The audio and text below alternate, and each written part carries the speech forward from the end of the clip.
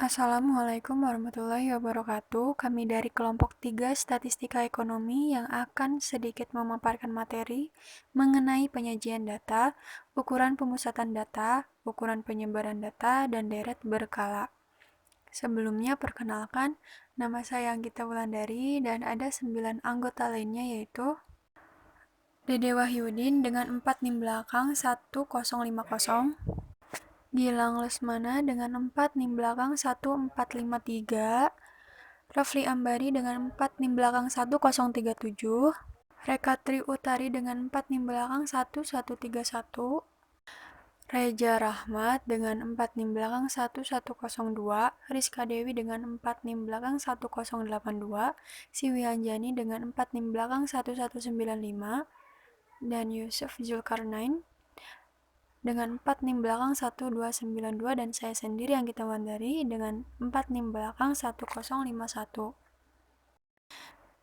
Di sini ada 4 materi yang masing-masing akan dijelaskan oleh pemateri kita. Yang pertama ada penyajian data yang akan dijelaskan oleh Rekatri Utari. Yang kedua ada ukuran pemusatan data yang akan dijelaskan oleh Gilang Lesmana. Yang ketiga ada ukuran penyebaran data yang akan dijelaskan oleh Yusuf Zulkarnain. Yang keempat ada deret berkala dan peramalan yang akan dijelaskan oleh Dede Wahyudin.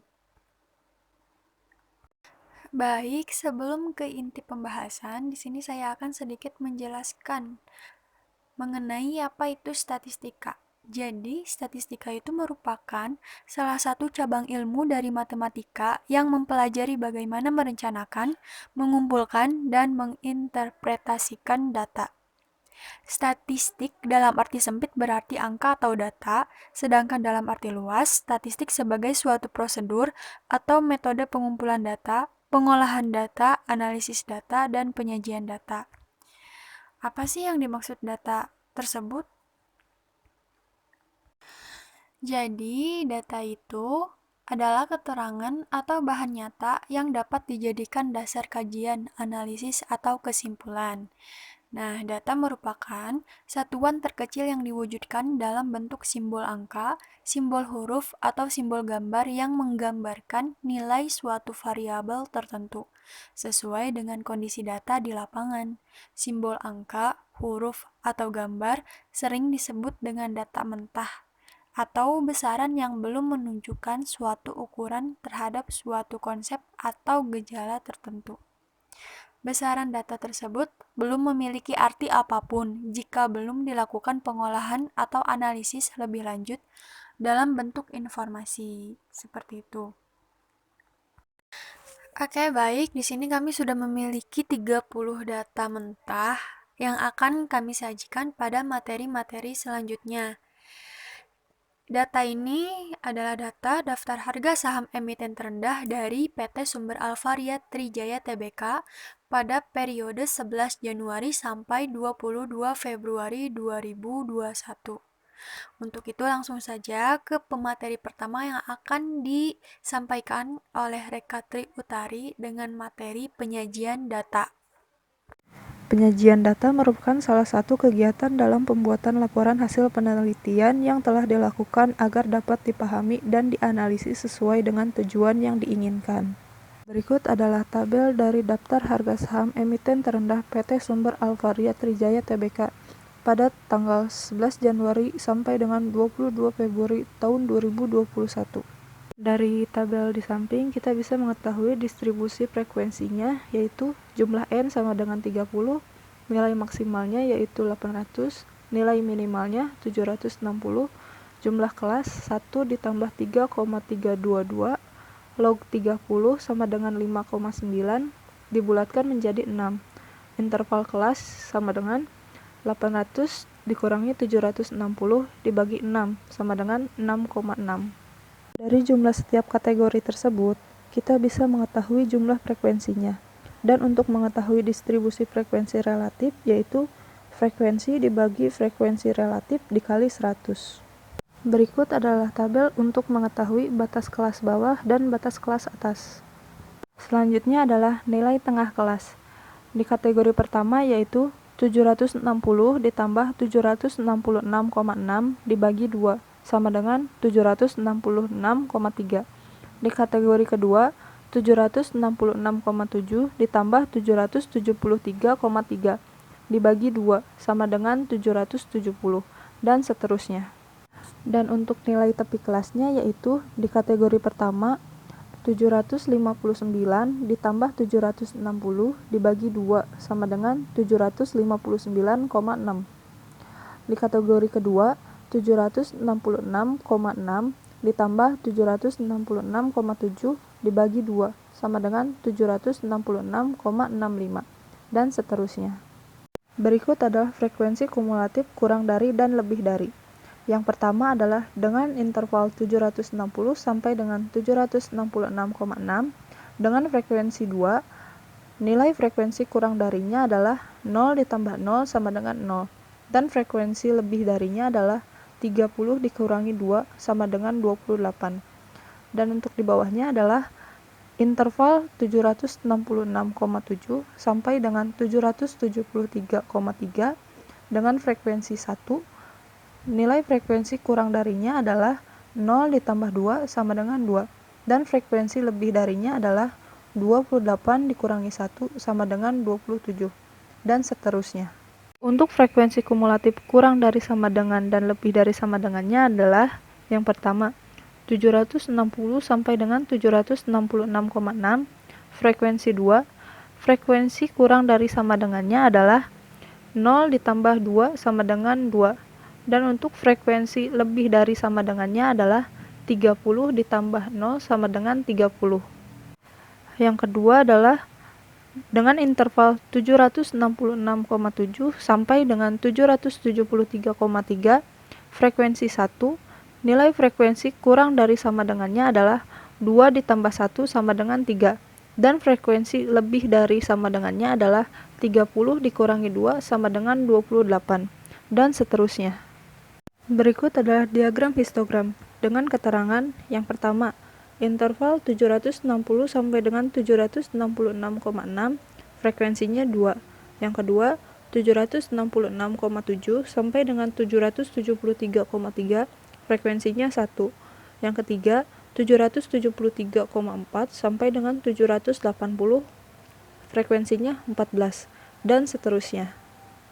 Selanjutnya adalah diagram poligon dengan keterangan nilai tengah 766,3, frekuensinya 2, nilai tengah 770, frekuensinya 1, nilai tengah 776,7, frekuensinya 14, dan seterusnya.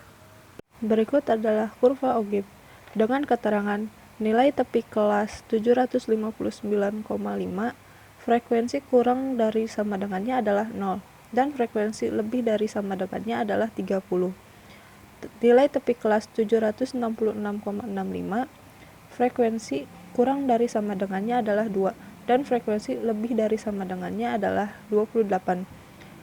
Nilai tepi kelas 773,35, frekuensi kurang dari sama dengannya adalah 3, dan frekuensi lebih dari sama dengannya adalah 27, dan seterusnya. Saya di sini akan menjelaskan tentang ukuran pemusatan. Ukuran pemusatan adalah nilai tunggal yang mewakili data dan menunjukkan karakteristik data. Ukuran pemusatan menunjukkan pusat dari data nilai. Ukuran pemusatan dibagi menjadi 3, yaitu 1. Mean rata-rata hitung, 2. Median, yang ketiga modus.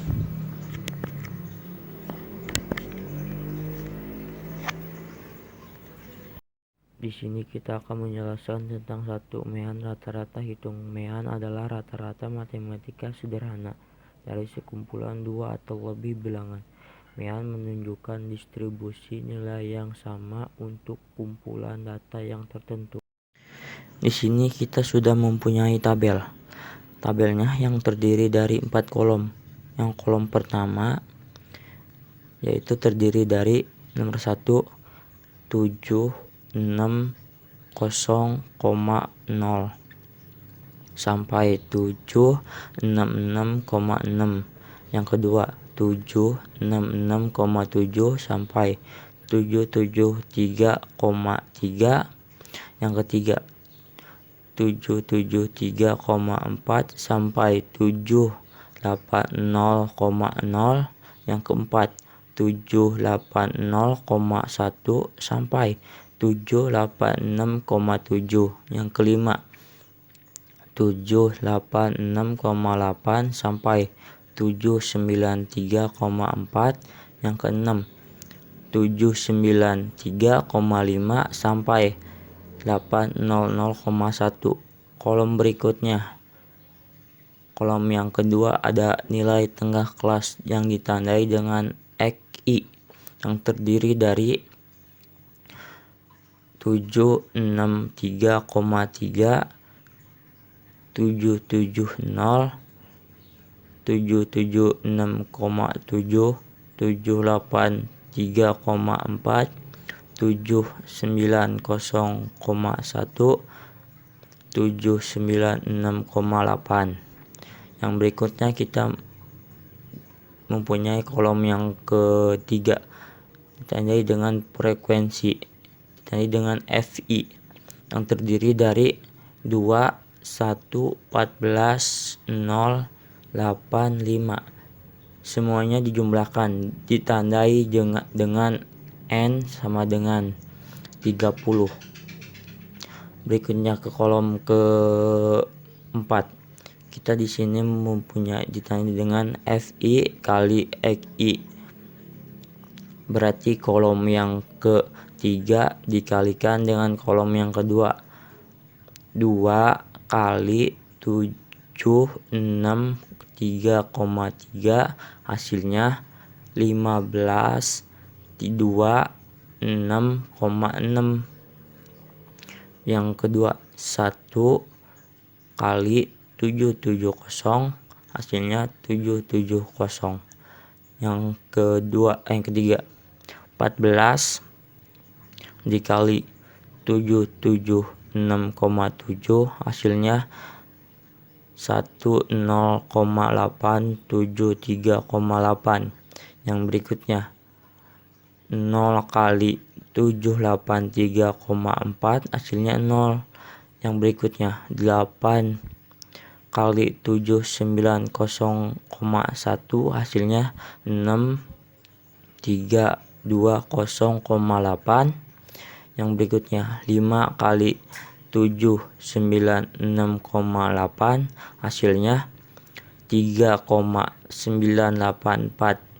Semuanya kita jumlahkan yang ditandai dengan sigma FI XI sama dengan hasilnya semuanya 23,475,2. Di sini kita mempunyai rumus mean dibagi rata-rata yang ditandai dengan sigma FI XI dibagi N. Berarti sigma FI XI nya adalah 23,475,2 kita dibagikan dengan 30 hasilnya 782,50. Selanjutnya 3 modus. Modus adalah nilai yang paling sering muncul dalam suatu data statistika. Modus juga merupakan nilai mayoritas atau nilai dengan frekuensi paling tinggi. Modus dapat digunakan untuk menentukan sampel dari suatu populasi dalam statistika. Di sini kita mempunyai tabel yang terdiri dari 4 kolom. Kolom pertama diisi dengan interval. Interval terdiri dari 1. 760,0 sampai 766,6. Yang kedua 766,7 sampai 773,3. Yang ketiga 773,4 sampai 780,0. Yang keempat 780,1 sampai 786,7. Yang kelima, 786,8 sampai 793,4. Yang keenam, 793,5 sampai 80001. Kolom berikutnya, kolom kedua diisi dengan nilai tepi kelas bawah, terdiri dari 756,5, berikutnya 766,2, berikutnya 772,9, berikutnya 779,6, berikutnya 786,3, berikutnya 793. Kolom berikutnya diisi dengan frekuensi, terdiri dari 2, 1, 14, 0, 8, 5. Kolom berikutnya diisi dengan frekuensi kumulatif, terdiri dari 2, 3, 4, 17, 17, 25, 30. Selanjutnya, kita mengambil nilai tengah. Nilai tengahnya di sini di baris yang ketiga. Berarti di sini kita sudah mengetahui nilai tengahnya ada di baris yang ketiga. Selanjutnya kita ke rumus. Di sini kita memakai rumus MD sama dengan L tambah buka kurung N dibagi 2 tutup kurung diambil CF buka kurung per F dikali I. Diketahui L-nya adalah sama dengan 772,9, N-nya adalah sama dengan 30, CF-nya adalah sama dengan 3, I-nya adalah 6,6, F-nya adalah 14. Selanjutnya kita masukkan nilainya. MD sama dengan L-nya adalah 772,9 tambah buka kurung N-nya adalah 30 dibagi 2 tutup kurung ambil CF-nya 3 buka tutup kurung per F-nya adalah 14 dikali I-nya adalah 6,6. Selanjutnya kita turunkan 772,9 ditambah 13 bagi 2 hasilnya adalah 15 diambil 3 buka tutup kurung per 14 X turunkan lagi 6,6, berikutnya turunkan lagi 772,9 tambah 15 diambil 3 hasilnya adalah 12 per 14 dikali turunkan lagi 6,6 nya. Berikutnya turunkan lagi 772,9 ditambah 12 kali 6,6 hasilnya adalah 79,2 per 14. Berikutnya kita turunkan lagi 772,9 ditambah 79,2 per 14 hasilnya adalah 5,65. Di sini kita tambahkan 772,9 tambah 5,65 hasilnya adalah molnya 778,5 hasilnya 778,5. Assalamualaikum warahmatullahi wabarakatuh. Saya Yusuf Zulkarnain akan menjelaskan tentang ukuran penyebaran data. Ukuran penyebaran data adalah suatu ukuran baik parameter atau statistik untuk mengetahui seberapa besar penyimpangan data dengan nilai rata-rata hitungnya. Ukuran penyebaran membantu mengetahui sejauh mana suatu nilai menyebar dari nilai tengahnya, semakin kecil atau semakin besar. Dalam ukuran penyebaran data, ada namanya range, deviasi rata-rata, variance, standar deviasi, kecondongan, dan keruncingan. Yang pertama akan saya bahas range. Range adalah selisih antara batas atas dari kelas tertinggi dengan batas bawah dari kelas terendah. Dari data yang kita punya, range yang kita miliki, data yang kita miliki, batas atas dari kelas tertingginya adalah 800, sedangkan batas bawah dari kelas terendahnya adalah 760,0. Maka, untuk mencari range-nya adalah 800,1 dikurangi 760,0 adalah 40,1. Selanjutnya adalah deviasi rata-rata. Dari data yang sudah ada, jumlah N-nya adalah 30, nilai maksimalnya 800, nilai minimalnya 760, jumlah kelasnya adalah 6, interval kelasnya adalah 6,0. Untuk mencari deviasi rata-rata, kita harus mencari dulu nilai frekuensi absolut, nilai tengah kelas, lalu frekuensi kali nilai tengah kelas, lalu X min X bar adalah rata-rata, sudah dijelaskan sebelumnya, frekuensi kali X min X bar. Lalu untuk mencari deviasi rata-rata, kita harus mendapatkan nilai rata-ratanya adalah sigma FIXI dibagi N. N adalah frekuensi. Sigma FIXI-nya adalah 23.475,2. Frekuensinya adalah 30. 23475,2 dibagi N. N-nya itu adalah 30, hasilnya adalah 782,5. Lalu dikurangi X min X bar. X min X bar adalah X-nya 763,3 dikurangi X-nya adalah 763,3 dikurangi X bar. X bar-nya adalah 782,5. Hasilnya adalah min 19,2. Karena ini harus menjadikan angka mutlak, maka yang tadinya min jadi positif. Angka mutlak jadi 19,2.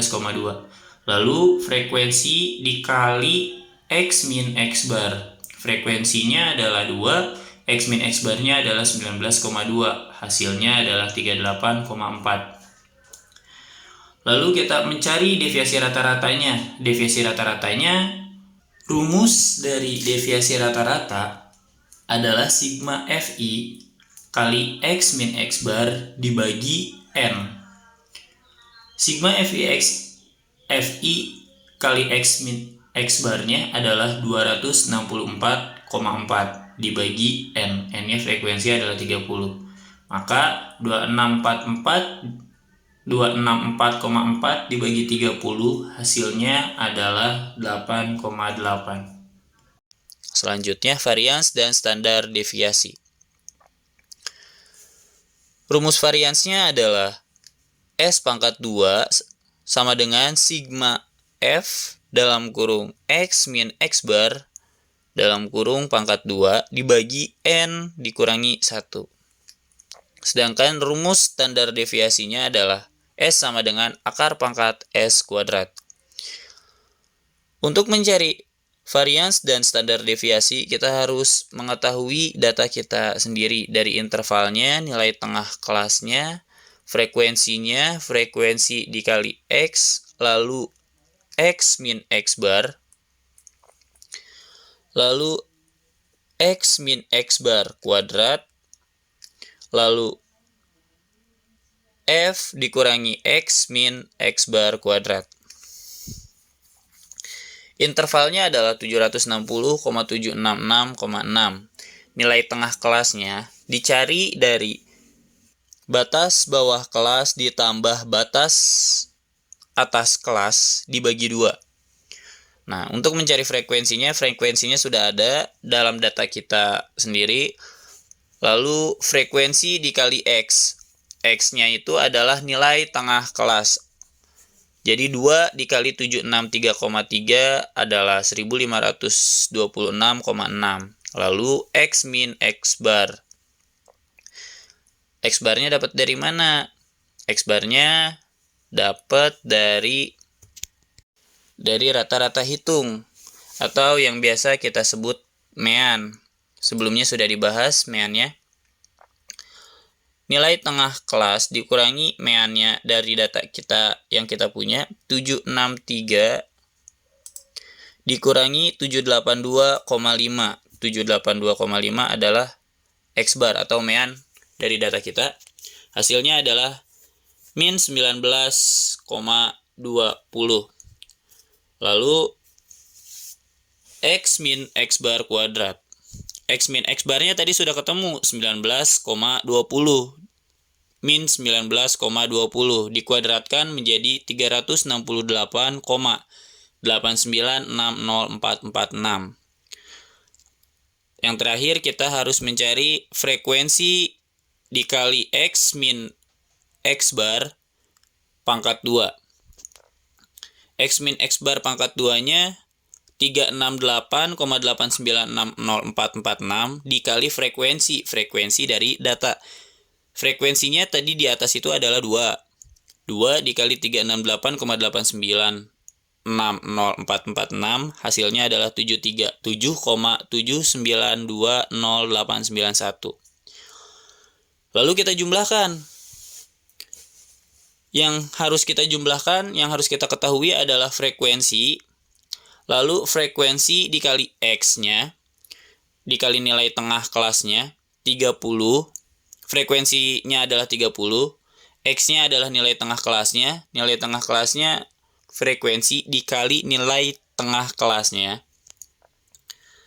Sama frekuensi dikali X min X bar pangkat 2. Frekuensinya adalah 30, F kali X-nya adalah 23475,2. Lalu frekuensi X min X bar pangkat 2-nya adalah 2849,018667. Baru kita mencari rumusnya. Mencari hasil dari varians dan standar deviasinya. Varians atau S2 sama dengan 2849,0. Rumusnya tadi sigma F kali X min X bar pangkat 2 dibagi N kurangi 1. Sigma F X min X bar pangkat 2-nya adalah 2849,02 dibagi N min 1. N min 1 itu adalah frekuensi kelas dikurangi 1. Frekuensinya adalah 30 dikurangi 1, jadi 29.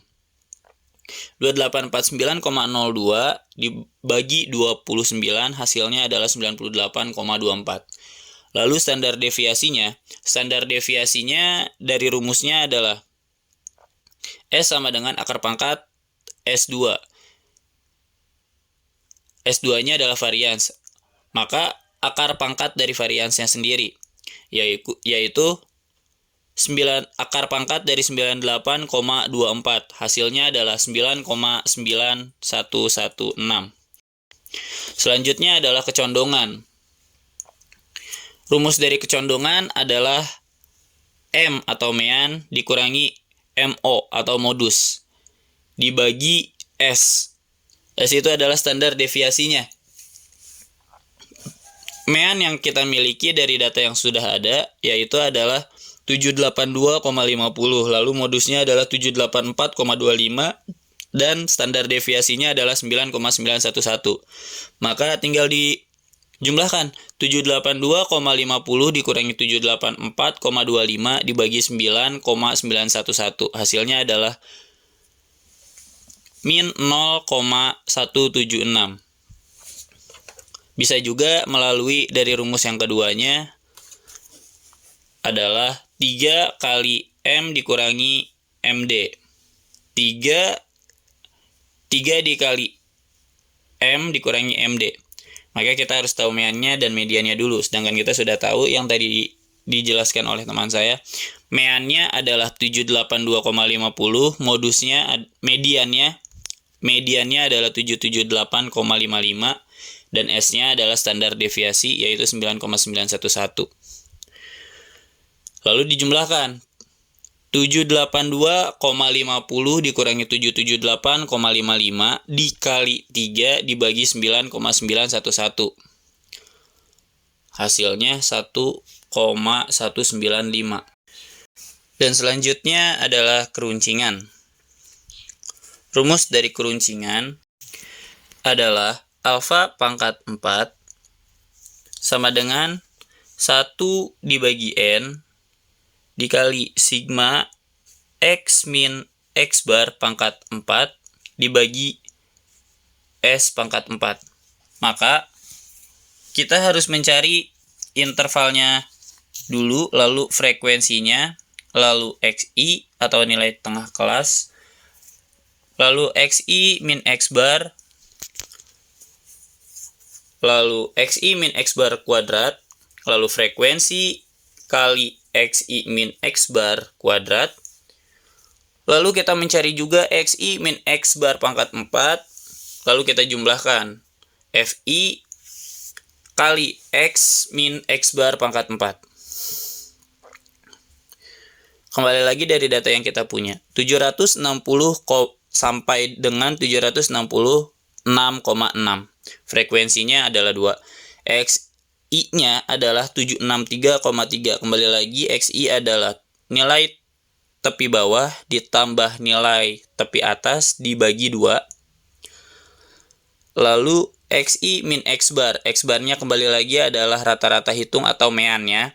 Meannya adalah 782,5. Maka yang dicarinya selanjutnya adalah XI min X bar kuadrat. Lalu XI min X bar kuadratnya adalah 368,64. Tadi XI min X barnya 19,2 dikuadratkan menjadi 368,64. Selanjutnya frekuensi dikali XI min X bar kuadrat. 368,64 dari XI min X bar kuadrat dikali dengan frekuensi, yaitu 2. 368,64 dikali 2, hasilnya adalah 737,28. Selanjutnya XI min X bar pangkat 4. Untuk mencari pangkat 4, XI min X bar kuadratnya yaitu 368,64 dikali 368,64. Maka hasilnya menjadi XI min X bar pangkat 4, yaitu 135.895,4496. Lalu selanjutnya adalah FI kali X min X bar pangkat 4. Tadi X min X bar pangkat 4-nya adalah 135.895,4496 dikali dengan frekuensinya. Frekuensinya adalah 2. Maka hasilnya adalah 271.790,8992. Setelah datanya sudah dapat, lalu kita jumlahkan. Total frekuensinya adalah 30. Jumlah F kali X min X bar kuadrat adalah 2849,2,02 dan jumlah FI X min X bar pangkat 4-nya adalah 547.818,5974.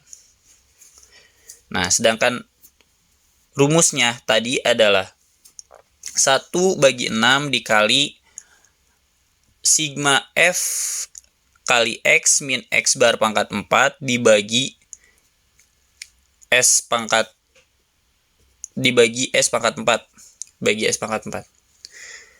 Kita cari dulu S pangkat 4-nya. Standar deviasinya tadi adalah S pangkat 2 atau S sama dengan akar pangkat S kuadrat, yaitu akar pangkat 98,24 yaitu 9,91 di pangkat 4 kan, atau di pangkat S pangkat 4 yaitu 9,91 dikali di pangkat 4 kan hasilnya adalah 9.644,83. Maka kita masukkan ke dalam rumus 1 bagi N adalah frekuensinya adalah 30, dikali 547.818,5974 adalah sigma fx min x bar pangkat 4 dibagi standar deviasi pangkat 4. Standar deviasinya tadi 9,91 dipangkat 4 kan 9.644,83. Maka alfa pangkat 4-nya atau keruncingannya adalah 1. Assalamualaikum warahmatullahi wabarakatuh. Selanjutnya saya akan menjelaskan tentang deret berkala dan peramalan. Data deret berkala atau time series yaitu sekumpulan data yang dicatat dalam suatu periode tertentu. Dan untuk manfaat analisis data berkala yaitu untuk mengetahui kondisi masa mendatang atau meramalkan kondisi mendatang. Peramalan kondisi mendatang bermanfaat untuk perencanaan produksi, pemasaran, keuangan, dan sebagainya. Metode analisis tren untuk semi rata-rata.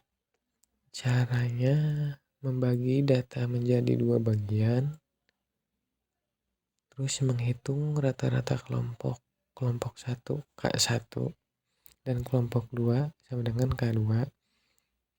Kemudian menghitung perubahan tren dengan rumus B sama dengan K2 dikurangi K1 dibagi tahun dasar K2 dikurangi tahun dasar K1. Selanjutnya merumuskan persamaan tren dengan rumus Y sama dengan A plus BX.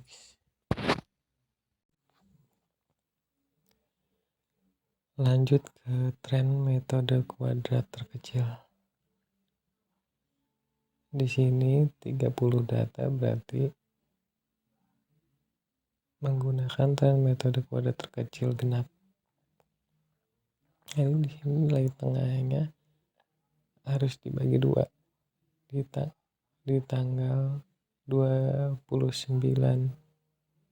dan di tanggal 1. Jadi mulainya tidak 0,1 dibagi 2 jadi 0,5. Untuk data sebelumnya berarti hasilnya min dan setelahnya itu plus. Jadi di tanggal sebelum di tanggal 28 itu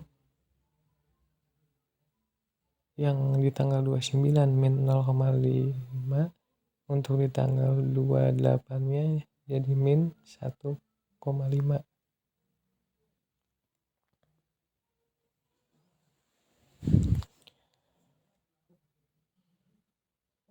Terus untuk perhitungan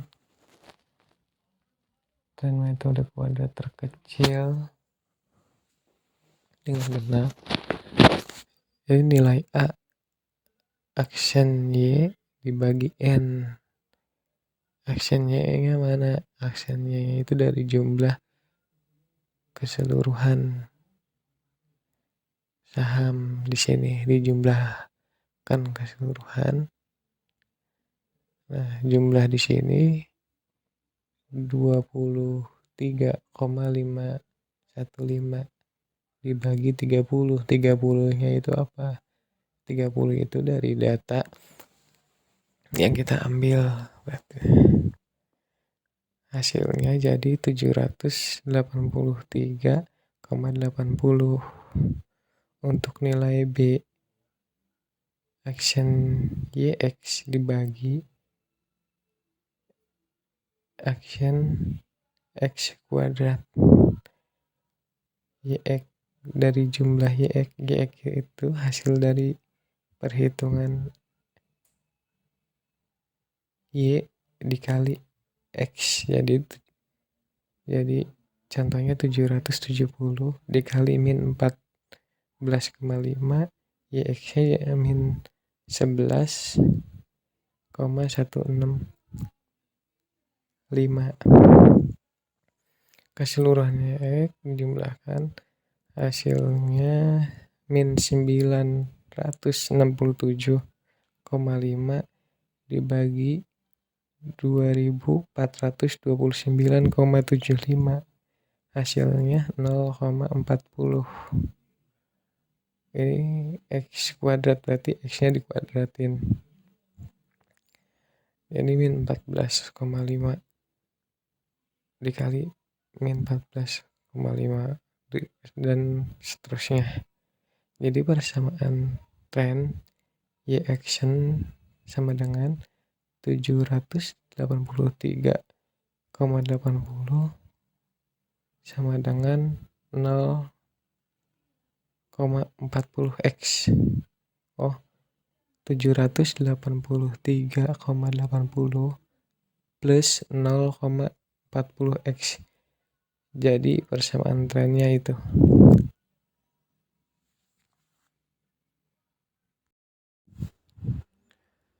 Terus lanjut menentukan metode terbaik. Metode kuadratis. Metode kuadratis biasanya digunakan untuk jangka panjang dan pola itu tidak lagi berbentuk linier tapi berbentuk kuadratis. Nah, di sini adalah data metode kuadratis.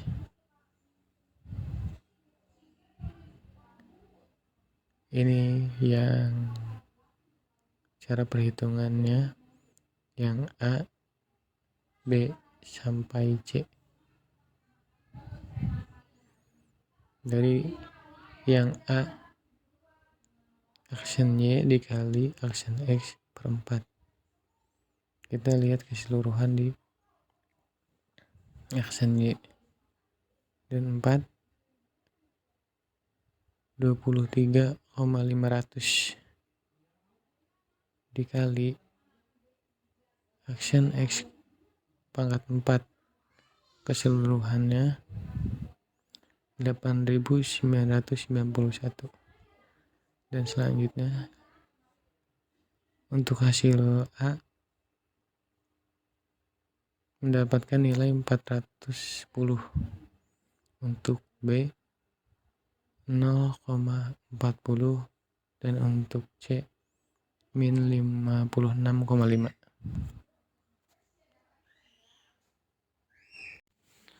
Lanjut ke variasi musim. Variasi musim adalah terkait dengan perubahan atau fluktuasi dalam musim-musim atau bulan tertentu dalam satu tahun atau jangka pendek. Nah, karena data dari kelompok kami belum tahu turun dan naiknya suatu saham itu kapan, jadi metode rata-rata dengan tren itu paling longgar. Kelebihan dari metode rata-rata dengan tren itu kita tidak perlu membagi menjadi musim. Kemudian metode rata-rata dengan tren. Metode rata-rata dengan tren itu kita harus tahu dulu nilai trennya. Nih, nilai tren itu adalah nilai yang diperoleh dengan cara menghitung Y action sama dengan A plus B X. Yang untuk indeks musimnya adalah nilai data asli dibagi nilai tren dikali 100. Kita bisa lihat Y-nya, ini data asli Y. Nah, untuk Y action ini hasil perhitungan tren yang di materi sebelumnya, yang dijelaskan di materi sebelumnya.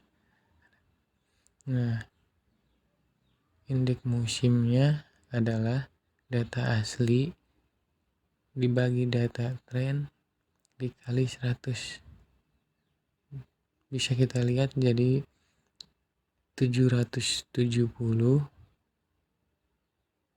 dibagi 778 dikali 100. Nah, itu hasil dari indeks musimnya 98,97. Untuk perhitungannya terus seperti ini sampai ke bawah selesai.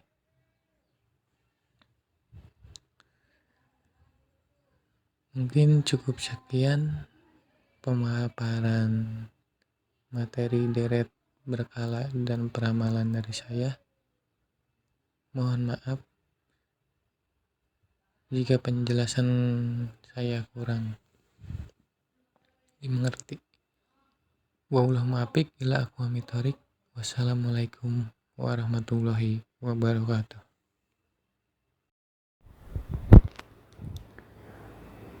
Jadi untuk kesimpulan deret berkala dan peramalan yaitu A. Metode tren yang paling sesuai adalah metode semi rata-rata karena memiliki aksen Y dikurangi Y kuadrat pangkat 2. B. Persamaan tren Y aksen sama dengan 783,80 plus 0,40 X. C. Jadi berdasarkan perhitungan dengan menggunakan metode rata-rata tren, indeks musim terendah pada tanggal 13 Januari 2021. D.